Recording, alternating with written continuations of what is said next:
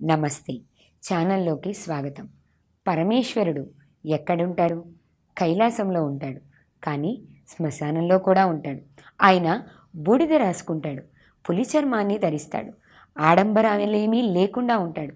ఎందుకుంటాడలా? పరమేశ్వరుడు శ్మశానంలో ఎందుకు ఉంటాడో, బూడిదనే ఆభరణంగా ఎందుకు ధరిస్తాడో అనే విషయాన్ని సాక్షాత్తు పార్వతీదేవి పరమేశ్వరుడికి చెప్పినట్లుగా లోకాన్నంతటికీ కూడా చెప్పింది. అదేంటో ఇప్పుడు వివరంగా తెలుసుకుందాం. ఒకానొక సందర్భంలో పార్వతీదేవి పరమేశ్వరుని వివాహం చేసుకోవాలి అనుకుంటూ ఆ సదాశివుణ్ణి ప్రార్థిస్తున్నప్పుడు అక్కడికి ఒక సాధువు వేషంలో, ఒక భిక్షువు వేషంలో ఆ పరమేశ్వరుడు వస్తాడు. వచ్చిన పరమేశ్వరుడికి ఎన్నో రకాలైనటువంటి సపర్యలు చేసినటువంటి పార్వతీదేవి చివరిగా వెళ్ళిపోతున్నటువంటి ఆ భిక్షువు, అమ్మా, నేను నీ సపర్యలకు మెచ్చుకున్నాను, నీకేమన్నా వరం కావాలా అని అడుగుతుండగా ఆవిడికి వివాహం నిర్ణయింపబడింది అని ఆ భిక్షువు తెలుసుకుంటాడు. సాక్షాత్తు సదాశివుడితోనే వివాహం నిర్ణయింపబడింది అని తెలుసుకుంటాడు. అలా తెలుసుకున్నటువంటి ఆ భిక్షువు, ఇదెక్కడి న్యాయమమ్మా, సుకుమారంగా కోమలంగా పెరిగిన నువ్వు ఆ శ్మశానంలో ఉంటావా? నీకు భర్తగా ఎంపుకోబడినవాడు శ్మశానంలో ఉంటాడమ్మా. కపాలంలో తింటాడు, బూడిద పూసుకొని తిరుగుతాడు. అటువంటి వాడు ఎందుకు చెప్పు నీకు? అలాంటి వాడితో జీవితం ఏంటి? అలాంటి వాడిని భర్తగా కావాలని ఏ ఆడపిల్ల కోరుకోదు. నువ్వెందుకు కోరుకుంటున్నావు? ఆయనకి ఆభరణాలుండవు, అలంకారాలుండవు, ఆర్భాటాలుండవు. అలాంటి వాడితో నువ్వేం సుఖపడతావు? ఎందుకు సంతోషంగా ఉండగలుగుతావు? కనుక నా మాట విను అని ఆ భిక్షువు చెప్పగా అప్పుడు పార్వతీదేవియే స్వయంగా చెప్తుంది. ఏమన్నావు? సదాశివుడు కైలాసంలో కాకుండా శ్మశానంలో ఉంటాడు అని చెప్తున్నావు కదా. శ్మశానంలో ఎందుకు ఉంటాడు? ప్రతి ప్రాణి కూడా మరణించిన తరువాత శ్మశానానికే వెళ్తుందని, ప్రతి ప్రాణికి తుది మజిలి శ్మశానమే అని చెప్పడానికి శ్మశానంలో ఉన్నటువంటి అనేక రకాలైనటువంటి భూత ప్రేత గణాలన్నీ కూడా శ్మశానం దాటి ప్రపంచం మీదకి పడి వారందరినీ నాశనం చెయ్యకుండా ఉండడానికి ఆయనే సాక్షాత్తు స్వయంగా శ్మశానంలో కాపలా ఉంటున్నాడు. అంటే మనల్ని రక్షించడం కోసం ఆయన శ్మశానంలో ఉంటున్నాడు. మనం చేరేది చివరికి అక్కడికే అని అందరికీ తత్వం అర్థం కావడం కోసం ఆ సదాశివుడు శ్మశానంలో ఉంటున్నాడు.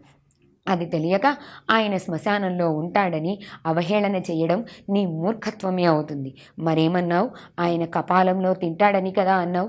కపాల మోక్షమే లేకుండా మనిషికి వైకుంఠం కానీ కైలాసం కానీ ప్రాప్తించదే, మోక్షం రాదే. మరి ఆ కపాలానికి మోక్షం కావాలంటే అసలు కాలే కపాలంలో, అలా మిగిలిపోయిన కపాలంలో మోక్షం లేకపోతే ఆ జీవుడు ఇక్కడే తిరుగుతూ ఉంటాడు కదా.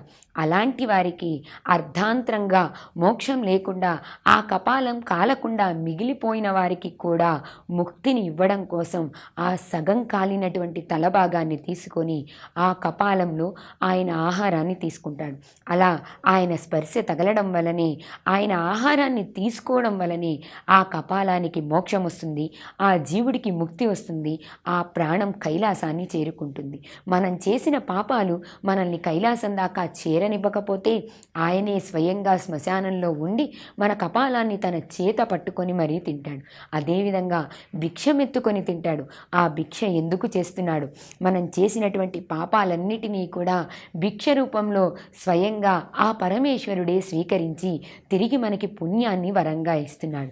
ఇక బూడిద అంటే శరీరం కాలిపోయిన తర్వాత వచ్చేది బూడిదని, ఆ బూడిదే మన జీవితానికి తుది మజిలి అని, చివరికి ఇదే మిగులుతుంది కనుక దీని మీద వ్యామోహంతో పాపాలు చేయాల్సిన అవసరం లేదని అడుగడుగునా గుర్తు చేయడం కోసమే ఆ బూడిదని శరీరం అంతా ధరించి దాన్ని విభూతిగా మార్చాడు.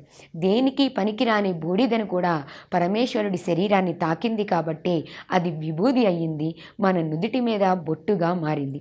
మనం విభూదిని ధరించడానికి కారణం కూడా అది సదాశివుడు ధరించాడు కనుకని. పనికిరాని దాన్ని కూడా గొప్పదానిగా చేయగలిగిన వాడే పరమేశ్వరుడు. ఎల్లవేళలా మనకి తోడుగా ఉండి రక్షించగలిగిన వాడే ఆ సదాశివుడు.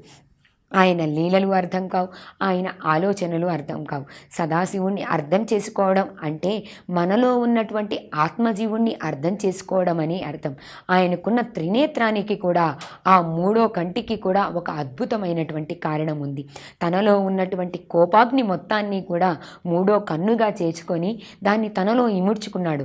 అదే రూపంగా ప్రతి ప్రాణి తనలో ఉన్న కోపాన్ని, ఆవేశాన్ని కూడా అలా మూడో కన్నుగా చేసుకొని దాన్ని అంతర్లీనంగా ఉంచాలి తప్ప బాహ్య ప్రపంచానికి చూపించకూడదని, తన కోపాన్ని, ఆగ్రహాన్ని ప్రదర్శించకూడదని ఆయన అనేక మార్లు చెప్పాడు.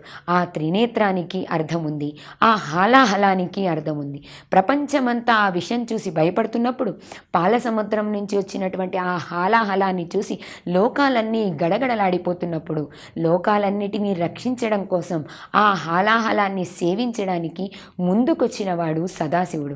ఆ హాలాహలాన్ని సేవించి తన కంఠంలో బంధించినవాడు ఆ మహేశ్వరుడు. ప్రపంచానికి ఏ కష్టం వచ్చినా ఆయనే రక్షకుడుగా ఉన్నాడు, ఆయనే కాపాడుతూ ఉన్నాడు. కనుక సదాశివుణ్ణి అర్థం చేసుకోవాలి అంటే మనకి కూడా ఎంతో జ్ఞానం ఉండాలి. అయినా నీకు జ్ఞానం ఉందా, పాండిత్యం ఉందా, వేదం తెలుసా, నీకు రుద్రం వచ్చా అని ఏనాడు పరమేశ్వరుడు అడగనేలేదు. భక్తిగా నమస్కారం చేస్తే ఆ భక్తిని ఆయన స్వీకరిస్తాడు. నీలో ఉన్న భక్తిని మాత్రమే ఆ పరమేశ్వరుడు అంగీకరిస్తాడు. అలాంటి భక్తిని కోరుకున్నాడు కాబట్టి ఆయన భోళాశంకరుడు. కనుక మనం కూడా ఆయనని శ్మశానంలో ఉన్నాడనో, కపాలంలో తిన్నాడనో చూడకుండా ఆయనలో ఉన్నటువంటి అంతర్లీనమైనటువంటి శక్తిని అర్థం చేసుకొని పరమేశ్వరుణ్ణి చేరడం కోసం ఎప్పుడూ నిర్మలమైన, నిశ్చలమైన భక్తితో ప్రార్థించి ఆ పరమేశ్వరుడి యొక్క అనుగ్రహాన్ని పొందుదాం.